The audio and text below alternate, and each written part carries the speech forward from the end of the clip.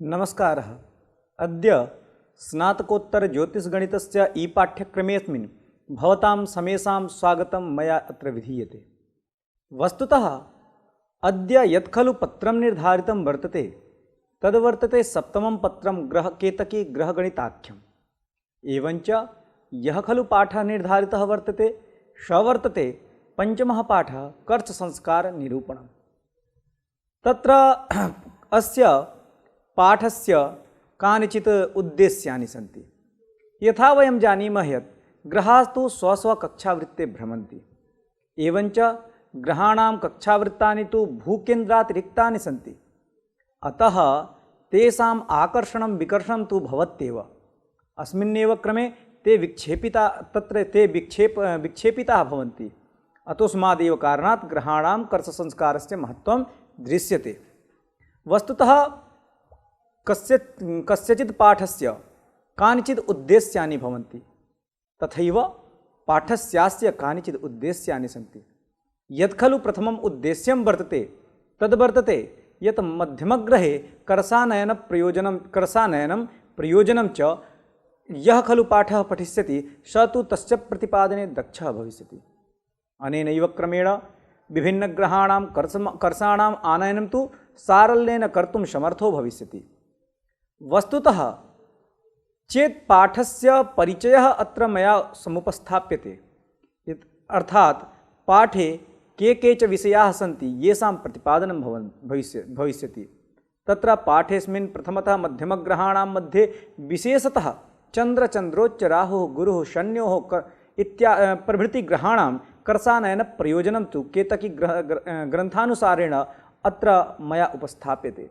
तदनन्तरं क्रमेण चन्द्रः, चन्द्रोच्चं, राहुः, गुरुः, शनिः इति पञ्चानां ग्रहाणां कृते कर्षजनितफलानां कारणं च अत्र सोपपत्तिकं स्थापयिष्यामि। अनेन प्रकारेण पाठस्यास्य प्रतिपादनम् अत्र मया भविष्यति। पश्यन्तु तावत् एतदनन्तरं चन्द्रोच्च राहुः कर्षफलानयनं सोपपत्तिकं सोदाहरणं च उपस्थापयामि। प्रकरणान्ते गुरुसंज्ञोः तत्र तेषां कर्षकेन्द्रानयनस्य विशेषपद्धतेः विवेचनं ग्रहलाघवयुक्त्या अनेनैव प्रकारेण उन्नघनरीत्या कर्षकेन्द्रस्य भाज्यानयनप्रकारः तथा च गुरुसंज्ञोः कर्षफलानयनं च अत्र मया समुपस्थाप्यते सारल्येन। अनेनैव क्रमेण तत्र पाठान्ते पाठस्य सारांशिका एव उपस्थापयिष्यामि। अनेनैव प्रकारेण फलानाम् आनयनं केतकी ग्रन्थानुरोधेन सोपपत्तिकं च प्रदर्शयामि। पश्यन्तु तावत् पाठेऽस्मिन् कानिचित् पारिभाषिकपदानि सन्ति येषां तु ज्ञानम् आवश्यकमेव वर्तते। अतः पारिभाषिकपदानां महत्त्वं मत्वा अत्र तेषाम् अपि वर्णनं मया अत्र क्रियते। प्रथमं तावत् यत् खलु प्रथमं पदं वर्तते तद्वर्तते चन्द्रस्थानम्, अर्थात् मध्यमगत्या चलितः चन्द्रस्य रास्यादिभोगांशः। केन्द्रच्युतिः आकर्षणबलात् ग्रहकक्षा केन्द्रस्य अत्यन्तमन्दगत्या स्वस्थानात् भ्रंशः एव केन्द्रच्युतिनाम्ना अभिहितो भवति। गुरुत्वं वस्तुतः तत्र पतनरूपक्रिया एव गुरुत्वपदेन अभिहितो भवति शास्त्रेऽस्मिन्। अनेनैव प्रकारेण बीजम् अनुपपत्तिहेतुः बीजशब्देन उच्यते ज्योतिषशास्त्रे। अनेनैव प्रकारेण दीर्घवृत्तम् एकैव व्यासोपरि केन्द्रद्वयेन निर्मितं वृत्तं दीर्घवृत्तं भवति। परमविक्षेपबिन्दुः ग्रहकक्षावृत्तक्रान्तिवृत्तस्य तत्र परमान्तरितबिन्दुः एव परमविक्षिप्तबिन्दुनाम्ना व्यवह्रियते। तत्र सर्वेषां ग्रहाणां मध्ये विशेषतः चन्द्रस्य गुरुः संज्ञोश्च बलाढ्यग्रहयोः मध्यमस्थानेषु तेषु परस्परम् आकर्षणजन्यं च्युतेः यदन्तरं जायमानं वेदगोचरी भवति, तथा च यच्च अनुरूपसंस्कारेण तत्र प्रतिक्रियामुखेन समीकरणम् अर्हन्ति तस्य कारणं लाघवेन अत्र पाठेऽस्मिन् आचार्ये वक्ष्यते। यथा ग्रहगतिगणिते दृक्प्रत्ययप्राप्त्यर्थं नानाविधसंस्काराः प्रतिपादिताः सन्ति। तत्र देशान्तरम् अब्धबीजं रामबीजं भांसबीजम् उदयान्तरं कर्षफलं चरकर्म इति सप्तसंस्काराः सन्ति, येषां प्रतिपादनं ग्रहाणां स्फुटीकरणार्थे प्रतिपादितानि सन्ति। एते कानिचित् कर्मणि मध्ये अत्र मया अत्र समुपस्थाप्यते। वस्तुतः चरदल संस्कार विधि चेत् अस्मिन् विषये विचार्यते तदा तत्र स्फुटक्रियान्तरं भवति। अत्र देशान्तरबीजं रामबीजानि मध्यमदेशेषु वा मध्यमेषु देयानि, भांसफलं मध्यम चन्द्रमेव, ग्रन्थकृता उदयान्तरचरान्तरादि कर्माणि स्पष्टेषु दीयन्ते। तत्र उपपत्तिमत्याः शुद्धेः संस्कारा इति संज्ञा, आवश्यभूता अपि तत्र अनुपपत्ति इति शुद्धेः बीजम् इति संज्ञा, तथा भास्करेणापि स्वकृता बीजोपनये विवक्षितं यथा। तयोर्यथा बीजमुसन्ति लोके फलस्य जन्यं जनकं च तद्वत् अत्रापि दैवज्ञगणागुणेन सादृश्यतो बीजमुसन्ति बीजं यत्कारणं बीजम्, अर्थात् तत्र उच्यते आचार्य भास्करेण यत्कारणं बीजमिदं स्थिरं स्यात् तच्छास्त्रगम्यं समये सुयोज्यं यत्कार्यबीजं चरमे तदाहुः तत्संक्रिया सा सुधियावगम्या। चेत् श्लोकस्य तत्र भावार्थविचारे दृश्यते तदा इदानीं बीजकर्म द्विधा विभज्य तल्लक्षणम् आह आचार्य भास्करेण। तयोः यथा बीजमिति बीजसादृश्यत्वात् अत्र बीजव्यवहारः तच्च द्विविधं, स्थिरबीजं चरबीजं चेति। सामान्यतो विशेषतश्च शास्त्रैकसाध्यत्वं स्थिरबीजलक्षणं, सामान्यतः शास्त्रावगतत्वे सति विशेषतो दृक्साध्यत्वं चरलक्षणमिति विवेकेः कर्तव्यः। सामान्यलक्षणं तु कालविशेषे अनियतदृक्कर्म तत्र वैषम्यापादकत्वं बोध्यम् इति। दृग्गैक्यार्थम् आपेक्षितम् अस्ति तच्च तस्य अज्ञातकारणत्वात् बीजम् इत्युच्यते। अनेन पूर्वोक्त षट्कर्मसु प्रथमं चतुर्थं पञ्चमं षष्ठं चैतानि कर्माणि तेषाम् उपपत्तिमत्वात् संस्काराः भवितुमर्हन्ति। अब्दरामाख्यौ तु अनुपपत्तिहेतोः बीजशब्देन उच्यते। अथ अस्मिन् केतकी ग्रहगणितेपि द्वितीयं तृतीयं विहाय पूर्वोक्ताः सर्वे संस्काराः कथिताः सन्ति। अत्र तु उपपत्तिमन्तः नूतनः कर्षसंस्काराः प्रकथिता इत्येव भेदः तत्र विशेषो वा। यतोहि उपपत्तिमानेन तत्र आगमप्रमाणमिति भास्करप्रवचनात् वा भास्करवचनात् च ज्योतिषशास्त्रस्य रहस्यभूतं यद् आकर्षणं तस्य प्रामाण्यम् उपपत्तिमत्वम्। अतएव तस्य संस्कारसंज्ञार्हत्वं च द्योतयति कर्षसंस्कारकारणम् इति। ततो दिङ्मात्रं तस्योपपत्तिः प्राहुः। वस्तुतः अत्र आचार्येण उक्तं यत् कीदृशं स्वरूपं वर्तते कर्षसंस्कारस्य। वक्ष्यते आचार्य तत्र वेङ्कटेशमहोदयेन अधः पातिपाषाणखण्डस्य वेगो यथानुक्षणं वर्धते स्वीयमार्गे तथा वर्धतेत्यन्तमन्दं हिमांशोर्गतिर्मध्यमावश्यका तेन शुद्धिः। इतरखचरकर्षात् कुच्यते भूमिकक्षा च्युतिरतमुडुपस्योपाधिरैर्हीयपैति विधुगतिमिति रसमात् कालवर्गानुसारं ह्युपचयमुपयाति क्षीयते गुच्चयोश्च। खरांशो समन्तात् भ्रमन्तो ग्रहाये स्वदूरत्ववर्गो धृतद्रव्यतुल्यं प्रकर्षन्ततस्ते मिथश्चावयित्वा सुसंस्कारजालं समुत्पादयन्ति। अनेनैव प्रकारेण मिथः कर्षणात् खेचरास्वस्थलेभ्यो ग्रतः पृष्ठतोत्यन्तमन्दं च्यवन्ते महत्त्वान् मिथः कर्षणं जीवसन्यो विहोक्तं लघुत्वान् शेषग्रहाणाम्। अनेनैव प्रकारेण अत्र कर्षसंस्कारस्य स्वरूपम् आचार्येण प्रतिपादितम्। अर्थात् कीदृशं तत्र गुरुत्वाकर्षणबलात् अधः पाति अर्थात् अधः पतनशीलस्य पाषाणखण्डस्य वेगो नाम अधः पतनवेगो यथा क्षणे क्षणे वर्धते अर्थात् वृद्धिं प्राप्नोति तथा एव चन्द्रमसोः मध्यम गतिमानम् अत्यन्तमन्दतया यस्मात् वर्धते तस्मात् चन्द्रस्थानगणितप्रक्रियायां शुद्धि अर्थात् दृग्गणितैक्यार्थं संस्कारक्रिया आवश्यकता तत्र अवर्जनीया भवति। वस्तुतः इतरखचरकर्षात् इत्येदिना किम अवबुध्यते अर्थात इतरखचरकर्षाद् अर्थात भूगोलातिरिक्ता ये बुधादिग्रहगोलाः तेषाम् आकर्षात् अर्थात स्वस्व अभिमुखं सतत अविच्छिन्ना आकर्षणात् भूमिकक्षाच्युतिः अर्थात भूकक्षायाः केन्द्रच्युति कुच्यते अर्थात शनैः शनैः क्षीयमाणा यस्मात् अनुभूयते तस्मात् उडुपस्य चन्द्रस्य चंद्रगोल विषयिणी ऐनी अर्थात सूर्यकृता या उपाधि परिपीडनम तत् उपैति ईषत् निराकृतं भवति। अस्मात् कारणात् विधुगतिमिति अर्थात चंद्रस्य गत्युत्पन्न पुरःसरं पतनरूपो भोगः कालवर्गानुसारम् उपचयम् अर्थात वृद्धिम् उपयाति प्राप्नोति इत्यर्थः। अनेनैव प्रकारेण अश्लोकस्यास्य स्वरूपं समायाति। अत्र खरांशुः इत्यादिना, खरांशुः अर्थात सूर्यः शमन्तात् इत्युक्ते परितो भ्रमन्तो परिक्रमणं कुर्वन्तो ये ग्रहाः बुधादिग्रहगोलाः ते स्वदूरत्वम् अर्थात स्वश्वेतर्ग्रहान्तरं तस्य यो वर्गः तेन उद्धृतं भक्तं सत् द्रव्यं स्वगोलनिष्ठं द्रव्यं नाम प्रकृत्यंसः तत्तुल्येन आकर्षणबलेन मिथः इत्युक्ते परस्परं प्रकर्षन्ति अर्थात दार्ढ्यर्थेन आकर्षयन्ति।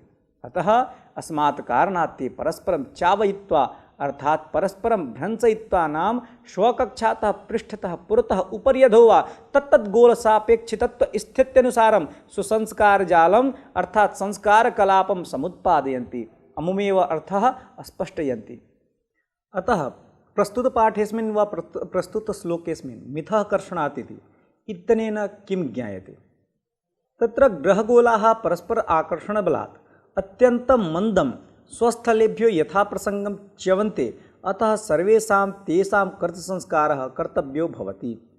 यह तो केतकीकारेण गुरुसंयोः महत्तर परिमाणत्वात् तज्जनितः परस्पराकर्षण संस्कार मात्र एव अत्रोक्तम्। शेषग्रहगोलजनितायाः स्वस्थलच्युतेः लघुत्वात् तेषां लघुतर परिमाणकत्वात् तेषां कर्षसंस्काराः इति नोक्ताः।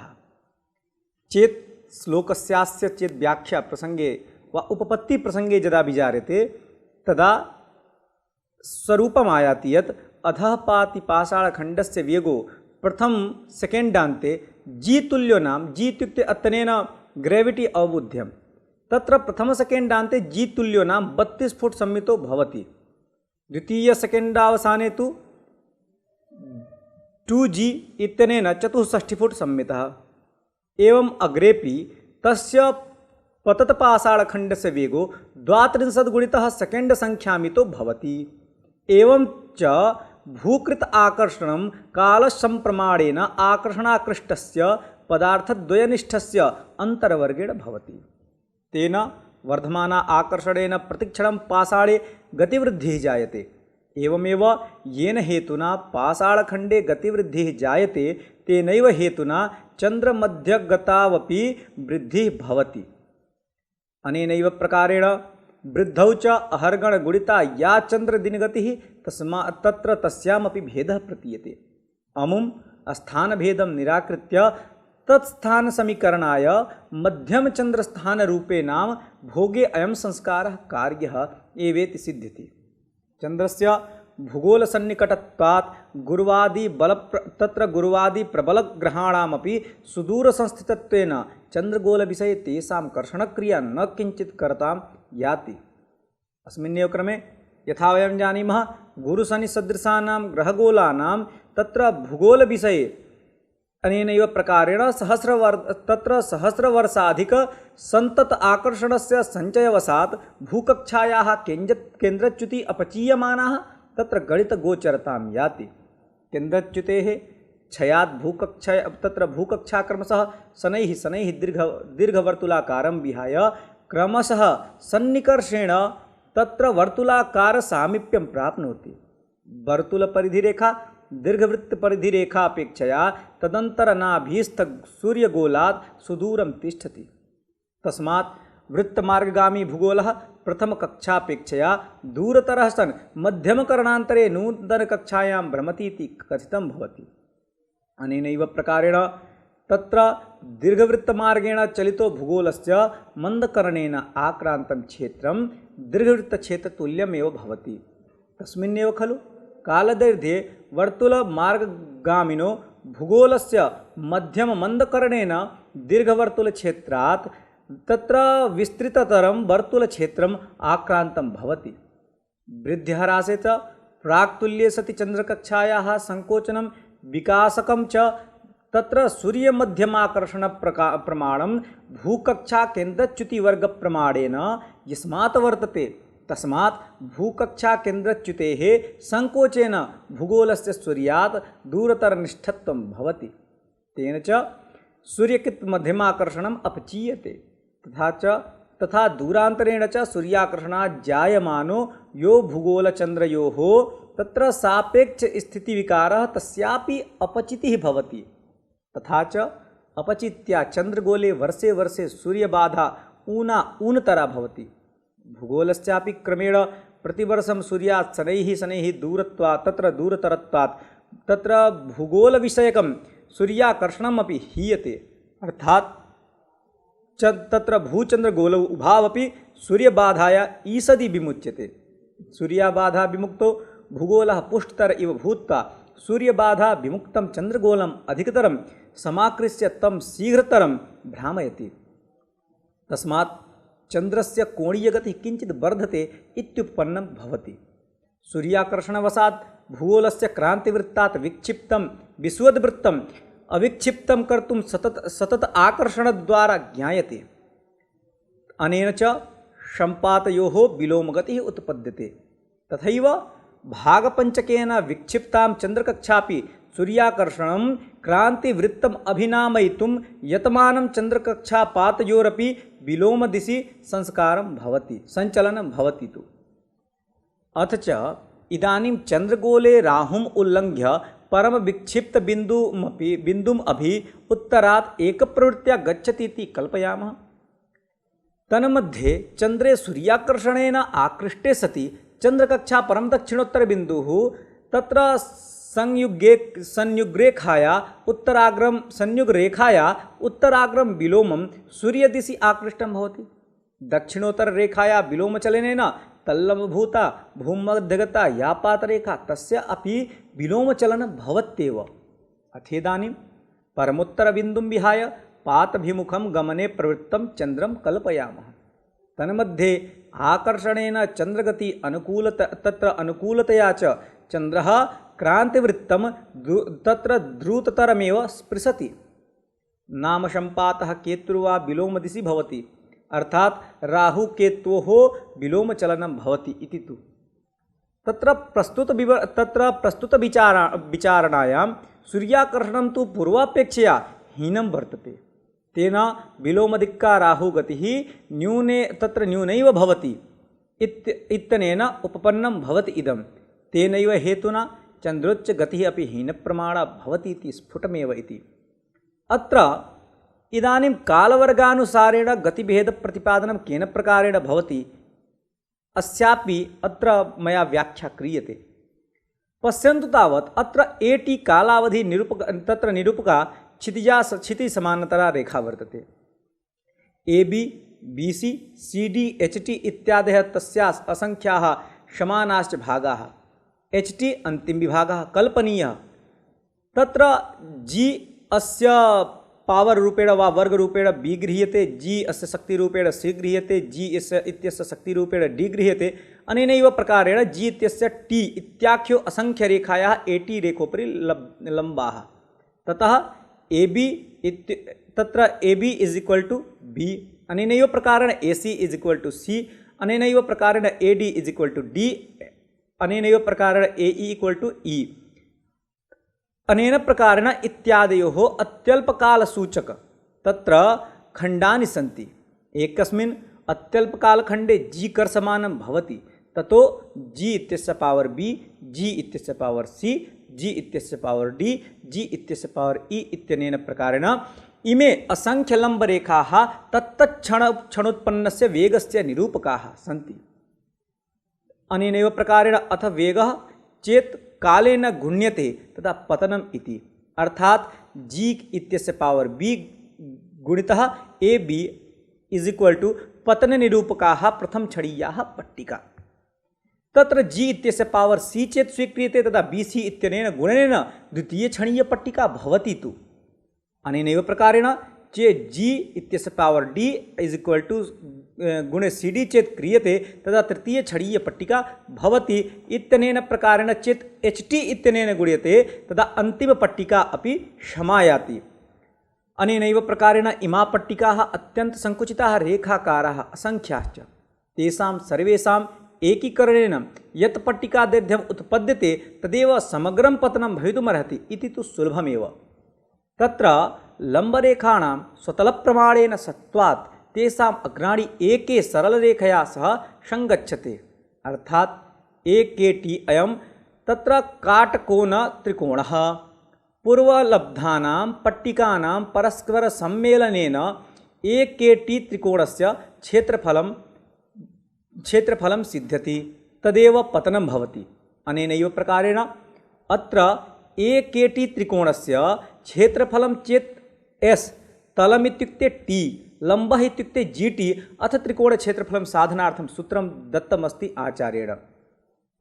तत्र क्षेत्रफलम् इत्युक्ते तलं गुणितलम्बः, एवञ्च यत् फलमवाप्यते तं द्वाभ्यां विभाजिते सति तत्र प्रस्तुताक्षरोत्थापनेन GT इत्यस्य वर्गं कृते प्रथमं समीकरणं समायाति।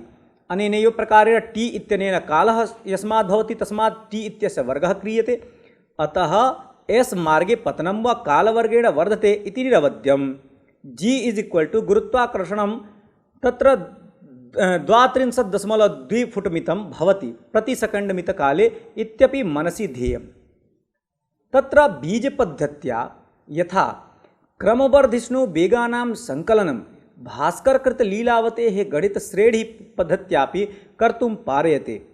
अनेनैव प्रकारेण तत्र तस्मिन् गणिते श्रेणीसूत्रमपि वर्णितं वर्तते। अनेनैव प्रकारेण पश्यन्तु तावत् अग्रे कीदृशं स्वरूपं वर्तते अस्य आकर्षणसिद्धान्तस्य। तत्र सूर्यं परितः भ्रमन्तो ग्रहाः श्वेतग्रहगोलान् स्वद्रव्यं दूरत्ववर्गतुल्यं प्रमाणिक आकर्षणेन स्वाभिमुखं समाकृत्य तान् च्यावन्ति। अस्मात् हेतोः अनेके संस्काराः समुत्पद्यन्ते इत्यनेन उपपन्नं सर्वम्। इदानीं भूकक्षाया केन्द्रच्युतिः तस्यापचयवशात् चन्द्रचन्द्रोच्चस्य राहूणां ये दीर्घकालिकाः कर्षसंस्कारा उत्पद्यन्ते तेषां साधनम् अत्र मया समुपस्थाप्यते। पश्यन्तु तावत् कीदृशं स्वरूपं वर्तते यथा चन्द्रोच्च राहूणां कर्षसंस्कारविषये। आचार्य वेङ्कटेशमहोदयेन प्रतिपादितं यत् सकात्खाभ्रनागेन्दुहीनाच्छतात्तं फलं वर्गितं षड्विभक्तं कलाद्यं भवेच्चान्द्रकर्षो द्विधासौ चतुर्नः स्वपादो नितः स्यात् क्रमादुच्चराहो। सकात्खाभ्रधृत्योन्मितात् प्राक् परस्तात् धनं चन्द्र राहवो ऋणं तुङ्गकस्य। अनेनैव प्रकारेण तत्र अग्रिमे पङ्क्तौ स्वकर्षैर्युताः खेचरात् प्राक् परस्तात् सुदीर्घावधौ सूक्ष्मतां न त्यजन्ति इत्यनेन प्रकारेण आचार्येण अस्य स्वरूपं प्रतिपादितम्। तत्र शकाद् इत्यनेन अष्टादशशतहीनम् इष्टशकं शतेन विभज्य लब्धफलस्य वर्गः षड्विभक्तः फलं कलाद्यं चान्द्रकर्षो भवति। तत्र चान्द्रकर्षो नाम चन्द्रे प्रदेयः कर्षसंस्कारः इत्यर्थः। अतः परं चान्द्रकर्षो द्विस्थाने स्थाप्यः, एकत्र तत्र चतुर्गुणितः कार्यः, अन्यत्र सचतुर्थांशेन नाम कर्षे चतुर्भक्तकर्षफलं हीनं कार्यं। तौ क्रमेण यथासङ्ख्यफलद्वयं चन्द्रोच्चस्य राहोश्च कर्षः भवति।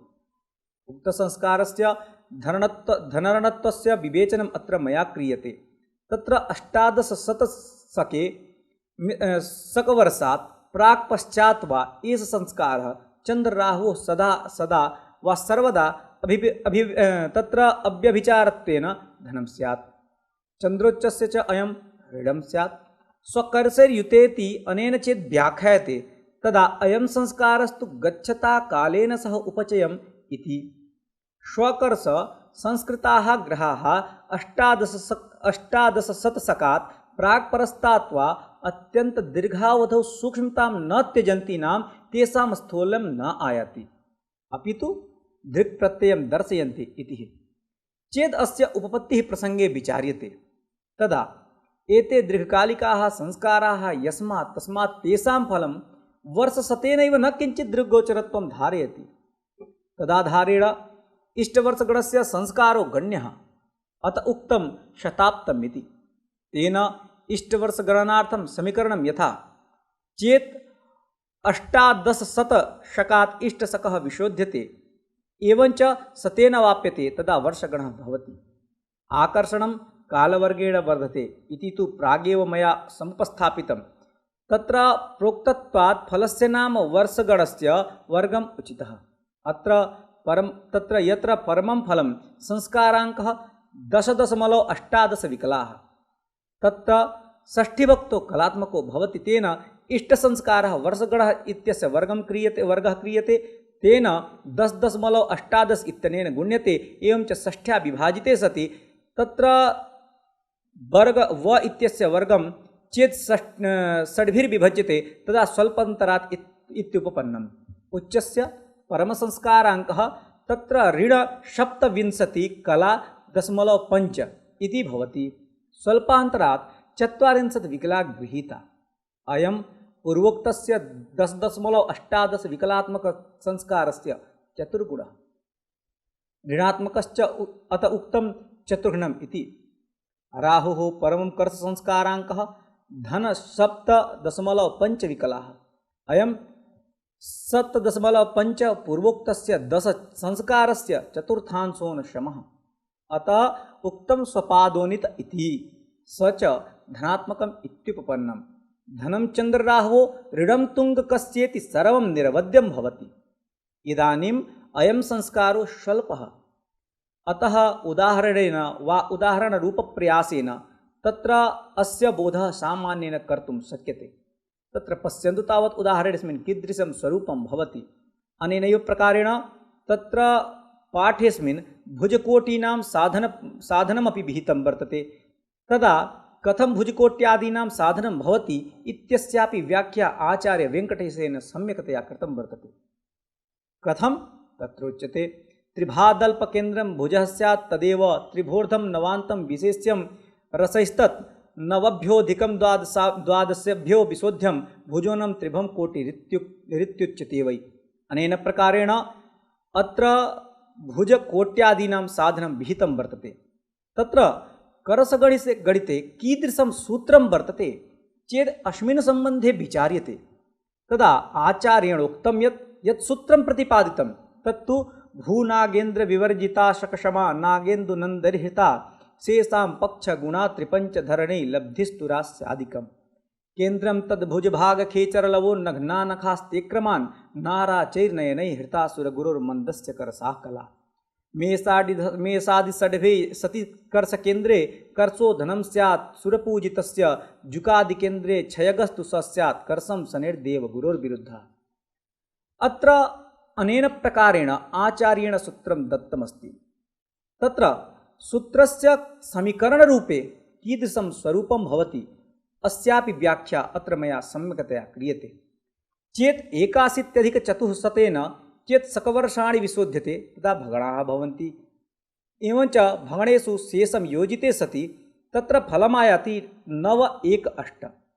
पुनश्च यत् शेषमवाप्यते तं द्विगुणेन कृते सति एवं च 153 इत्यनेन भाजिते सति रास्यादि लब्धिरूपं केन्द्रं भवति। पश्यन्तु तावत् केन्द्रभुजभागस्य कीदृशं स्वरूपं वर्तते तत्र अनयोः फलयोर्मध्ये। एवं च उपपत्तिः प्रसङ्गे चेत् विचार्यते कीदृशी उपपत्तिः वर्तते पाठस्यास्य वा सूत्रस्यास्य, तदा इदं स्वरूपं समायाति। अर्थात् गुरुद्वादशवर्षैः शनिश्च 30 वर्षैः सूर्यं पर्यटतः। गुरुशनिसूर्याः तत्र 80+414 एकरेखाधिष्ठिता दृष्टाः। इमां रेखा आदिरेखां मन्यामहे। पुनस्ते तत्र कदा प्रत्यागमिच्छन्तीति विचारयामास। यथा वयं जानीमः यत् गुरोः वार्षिकी गतिः 30 भागाः, शनेः 12 भागाः, येषामन्तरम् 18 भागाः। ततः प्रथमवर्षान्ते तयोः 18 भाग अन्तरं, द्वितीयो 36 भागा अन्तरम्। एवं क्रमेण तयोर्मध्ये 6+300 भागा अन्तरं यदा पतति तदा तेषां त्रयाणां तत्र समरेखाधिष्ठत्वं सम्भवति। 6+300 भागा अनन्तरं तु 20 वर्षैः पतति। परम् इयं 20 वर्षजन्या समरेखा आदिरेखयाः 40+ भागान्तरे अनुलोमदिशि भवति। अतो नियम अस्मात् कार्य तत्र नेयम् अस्मत्कार्यकारिणी द्वितीयसमरेखा च आदिरेखातः 20+100 अनुलोमभागान्तरे भवति। तृतीयरेखा तु आदिरेखोपरि पतति। गणितेन सिद्ध्यति परम इयं स्वरूपं विचारणा परस्परपीडनविमर्शविधुरा। यतः षष्ठीवर्षान्ते तयोः परिपीडनस्फुटस्थानं प्रकाशे तत्र प्रत्यक्षं दृश्यं भिन्नं भवति। प्रथमषष्ठीवर्षान्ते गुरोः धन 8.30 विकलाकर्षः शनेश्च 19 कलाकर्षः ऋणः एवं तयोर्मध्ये 27 विकला अन्तरं सिद्ध्यति। अनेन क्रमेण 30+200 वर्षान्तं यावत् मन्दफलवद् इदमन्तरं समुपचीय परमं भवति। तदा गुरोः धन 21 कलाकर्षशन्योश्च 49 कलाकर्षः भवति। इतः परम् इदमन्तरं स्वस्वरूपेणैव अपचीय पुनः 30+200 वर्षान्ते शून्यं भवति। मेषादि षट्कस्थानेयं क्रमः प्रतिपादितं। मन्दफलवद् एतद्वैपरीत्येन संजायमानाः तुलादिषट्कस्थः क्रमेण सौलभ्येन बुद्धिविषयो भवितुमर्हति। अनेनैव प्रकारेण यथा मेषादि षट्काक्रमणं तत्र 6+400 वर्षैः तथैव तुलादि षट्काक्रमणं 6+400 वर्षैरेव सम्पद्यते। तेन कर्षभगणः 20+900 वर्षेण पूर्यते।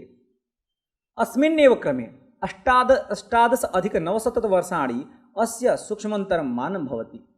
अनेनैव प्रकारेण 81+1400 वर्षे वा वर्षात् आरभ्य इष्टशकपर्यन्तं कियन्ति वर्षाणि गतान् इति ज्ञानार्थम् इष्टशकं तत्र 1/4 इत्यनेन तत्र ऋणि क्रियते इति युक्तियुक्तमेव प्रतिभाति।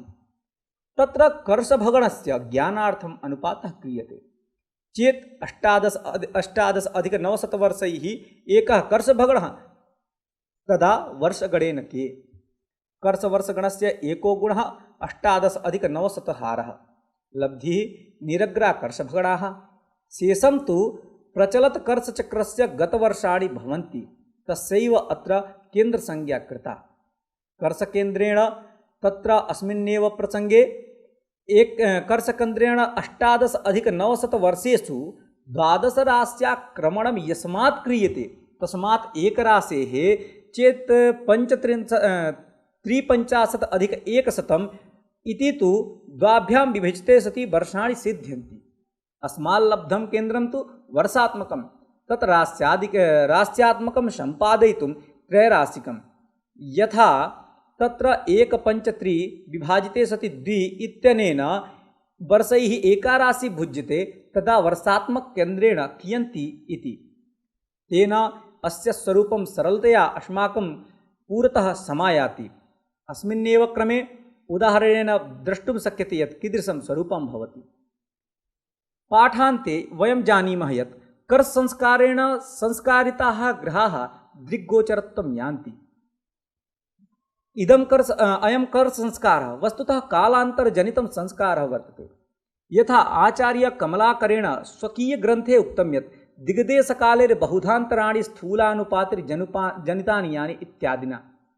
अतः ग्रहाणां तत्र प्रत्यक्षीकरणार्थे तत्र संस्कारस्यास्य महत्त्वं प्रतिपादितं वर्तते पाठेऽस्मिन्। चेत् सारांशरूपेण पाठस्यास्य विचारः क्रियते तदा का वर्तते पाठस्यास्य सारांशिका चेत् विचार्यते तदा अस्य पाठस्य अवलोकनेनैव इदं ज्ञायते यद् गणितागतमध्यमग्रहे दास्यमानः कर्षफलं सूर्याकृताकर्षणबलात् जायमानः तेषां मध्यमस्थानानां कर्षजन्यस्थानभ्रंशवतात् उत्पन्नो भवति।